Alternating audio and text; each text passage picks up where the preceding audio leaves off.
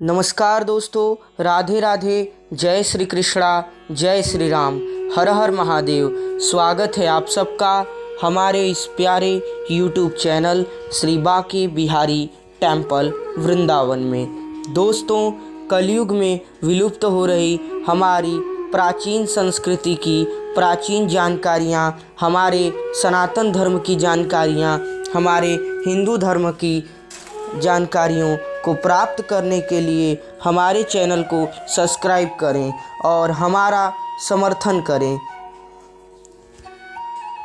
और हमारे द्वारा बनाई गई वीडियो, अपनी संस्कृति के ऊपर समर्पित वीडियो को अधिक से अधिक लोगों तक शेयर करें। और वीडियो अच्छी लगे तो वीडियो को लाइक करें और कमेंट बॉक्स में राधे राधे जय श्री कृष्णा अवश्य लिखें। तो चलिए दोस्तों, आज के इस वीडियो को स्टार्ट करते हैं। आज का हमारा टॉपिक है कि चारों युगों के श्रेष्ठ धाम कौन कौन से होते हैं, यानी भारत के चार धाम कौन कौन से हैं।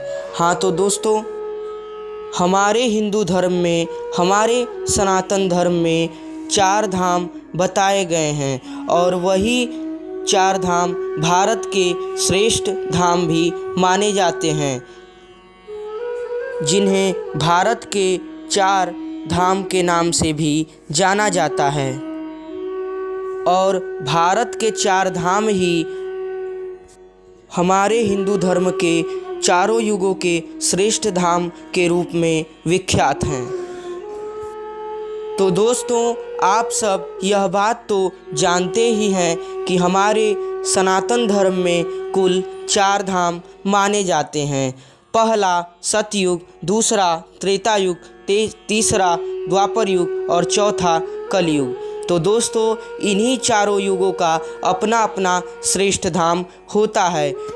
इन्हीं चारों धामों को जो कि भारत के श्रेष्ठ धाम के भी नाम से जाना जाता है।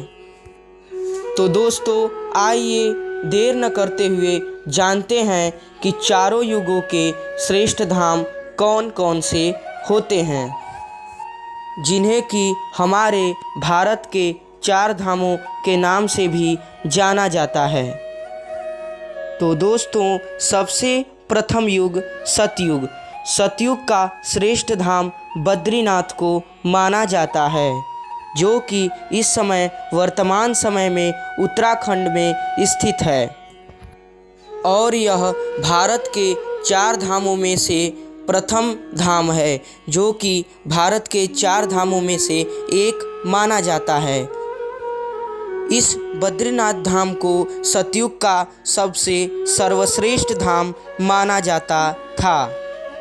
यहाँ पे भगवान श्री लक्ष्मी नारायण का विख्यात प्रतिमूर्ति है और भगवान विष्णु के 24 अवतारों में से नर नारायण अवतार भी इसी बद्रीनाथ धाम में स्थित हैं। यही बद्रीनाथ स्थली पे, जो कि उत्तराखंड में स्थित है, यहीं पर भगवान श्री नारायण के 24 प्रमुख अवतारों में से एक अवतार श्री नर नारायण भगवान ने अपना तपस्या स्थली बनाया था। इस बद्रीनाथ मंदिर की मान्यता है कि यहाँ पर एक बार दर्शन करने मात्र से भगवान श्री नर नारायण की विशेष कृपा होती है और भगवान बद्रीनाथ जी की मूर्ति के दर्शन करने मात्र से भगवान श्री नारायण और माता लक्ष्मी के साक्षात दर्शन करने मात्र का फल मिलता है। सतयुग में सहस्त्राकवच नाम के राक्षस का वध करने के लिए भगवान श्री नारायण ने यहीं पर अपना मुख्य अवतार नर नारायण अवतार धारण किया था और इसी बद्रीनाथ स्थली को अपना विशेष कृपा स्थली बनाया था। यहीं पे भगवान नर नारायण ने घोर तपस्या की थी और यहीं बद्रीनाथ मंदिर के प्रांगण के ठीक सामने दो विशाल पर्वत है। एक पर्वत का नाम नर है और दूसरे पर्वत का नाम नारायण है। भगवान श्री नारायण के मुख्य अवतार नर नारायण ने यहीं पर तपस्या किया था, इसलिए इसे सतयुग का सबसे तारणहार धाम, सर्वश्रेष्ठ धाम माना गया था। और अगला युग है त्रेता युग, यानी इस दूसरे युग में त्रेता युग का श्रेष्ठ धाम सेतुबंध रामेश्वरम है, जो कि इस समय वर्तमान समय में तमिलनाडु में स्थित है। यहीं पे भगवान श्री रामचंद्र ने भगवान शिव की आराधना की थी और इसी सेतुबंध रामेश्वरम धाम को भारत का दूसरा सबसे सर्वश्रेष्ठ धाम, त्रेता युग का सबसे सर्वश्रेष्ठ धाम माना जाता है, जिसे भारत के 4 धामों में से एक माना जाता है। भगवान श्री रामचंद्र ने लंका जाने से पहले, रावण का वध करने से पहले इसी सेतुबंध रामेश्वरम तमिलनाडु में यहीं पे स्थित होकर यहीं पे भगवान शिव की अमर आराधना की थी और यहीं पे अपने हाथों से बालू की शिव प्रतिमा बनाई थी, जो कि वर्तमान में भी वहाँ मौजूद है। इस स्थली पर आज भी भगवान हनुमान, भगवान शिव और भगवान श्री रामचंद्र, लक्ष्मण जी के आज भी चरण चिन्ह मौजूद हैं। आज भी यहाँ पे भगवान भोलेनाथ की दिव्य अमर आरती होती है और जिसको देखने के लिए करोड़ों में श्रद्धालु जन आते हैं। इस सेतुबंध रामेश्वरम का राम भक्तों और शिव भक्तों दोनों के लिए विशेष महत्व बताया गया है। यहाँ पर आने पर भगवान भोलेनाथ की दर्शन करने मात्र की भगवान भोलेनाथ की विशेष कृपा बताई जाती है। यहाँ पर भगवान श्री राम और भगवान भोलेनाथ की आराधना करने पर भगवान श्री राम और भगवान भोलेनाथ की, महादेव की विशेष कृपा होती है। और आगे तीसरा युग है द्वापर युग और द्वापर युग का सर्वश्रेष्ठ धाम द्वारिकापुरी को माना जाता है, जो कि भारत के 4 धामों में से एक माना जाता है, जो कि वर्तमान समय में गुजरात में स्थित है। यही वह श्रेष्ठ द्वारिकापुरी धाम है जहाँ पर भगवान श्री पूर्ण पुरुषोत्तम वासुदेव श्री कृष्ण ने अपनी प्रेममयी प्रसिद्ध नगरी द्वारिकापुरी बसाई थी। यही भगवान श्री कृष्ण की वह प्रेममयी भूमि थी जहाँ पर भगवान श्री कृष्ण ने 16,108 रानियों के साथ एवं उसमें से प्रमुख 8 पट रानियों के साथ वास किया था। और यही वह दिव्य पावन स्थली है जहाँ पर भगवान श्री कृष्ण ने अपने समय के कार्यकाल के कुछ अनमोल समय को व्यतीत किया था। यहीं पर भगवान श्री कृष्ण की वर्तमान में भी विश्व प्रसिद्ध द्वारिकापुरी मंदिर है, जो कि अपने आप में बहुत सारे रहस्यों को समेटा हुआ है। यहीं पर विशाल गोमती नदी और एक प्रसिद्ध अरब सागर स्थित है, जो कि अपने आप में बहुत सारे रहस्यों को वर्तमान समय में भी छोड़कर गया है। माना जाता है कि भगवान श्री कृष्ण के द्वारिका नगरी छोड़ने के बाद यहाँ पर उनके महल और नगरी डूब गई थी, जिसका प्रमाण के रूप में आज भी द्वारिकापुरी नदी में रिसर्च हो रहा है और यहाँ के गोमती नदी से बहुत सारे ऐसे प्राचीन वस्तु इकट्ठा हुए हैं जो प्रमाण दे रहे हैं कि आज से लगभग 5000 वर्ष पर पूर्व यह बनाए गए थे और यह एक अपने आप में विशेष महत्वता है। गुजरात का ये प्रसिद्ध द्वारिकापुरी धाम भारत के 4 धामों में से एक माना जाता है और मुक्ति की नगरी में से भी यह द्वारिकापुरी धाम एक माना जाता है। यह धाम भारत में ही नहीं अपितु पूरे विश्व के सभी लोगों के लिए आकर्षण का बहुत बड़ा केंद्र बना हुआ है, जो कि रहस्यमयी मंदिरों तीर्थों में से एक है।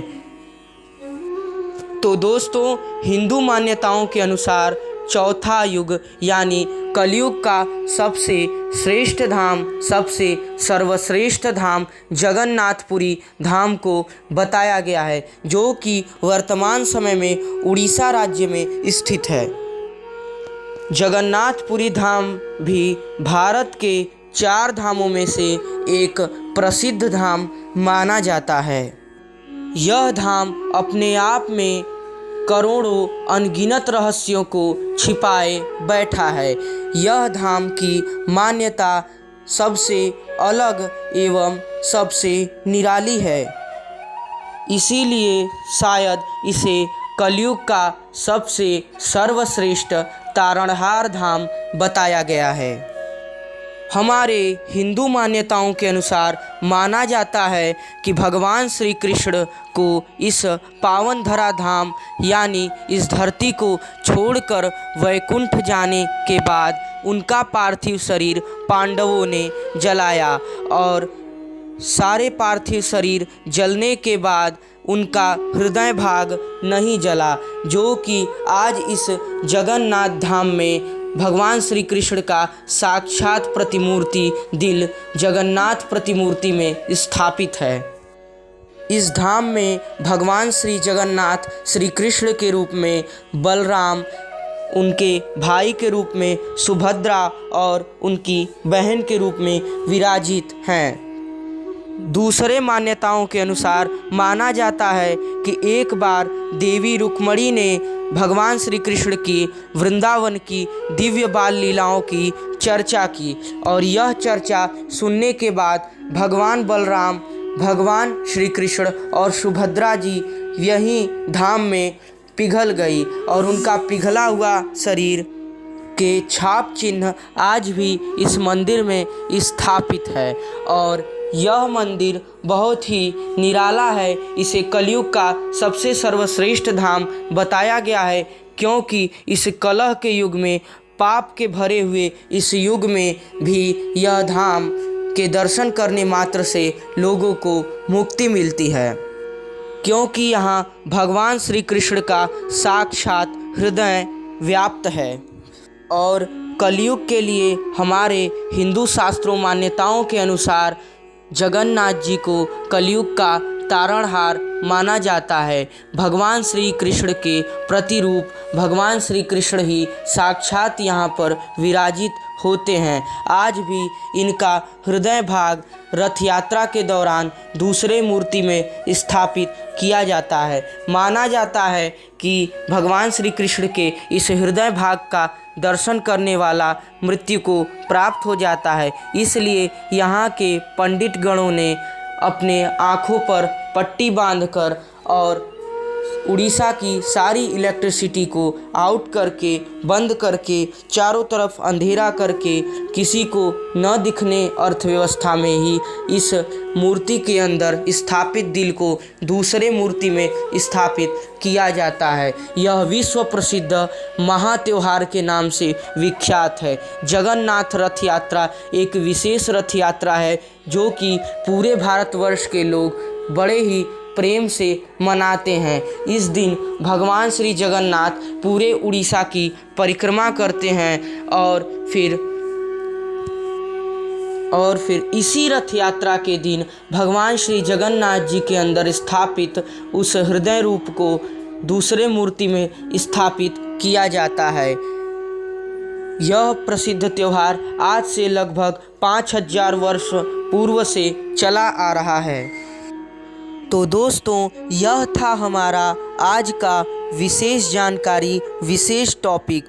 तो आशा करता हूँ कि आपको आज का हमारा यह विशेष वीडियो बहुत ही अच्छा लगा होगा।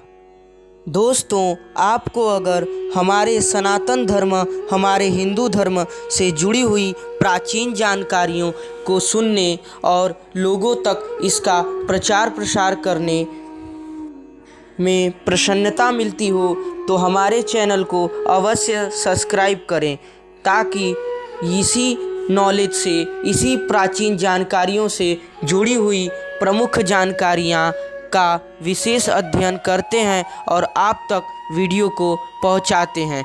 वीडियो अच्छी लगे तो वीडियो को ज़रूर लाइक करें और कमेंट में राधे राधे जय श्री कृष्णा अवश्य लिखें।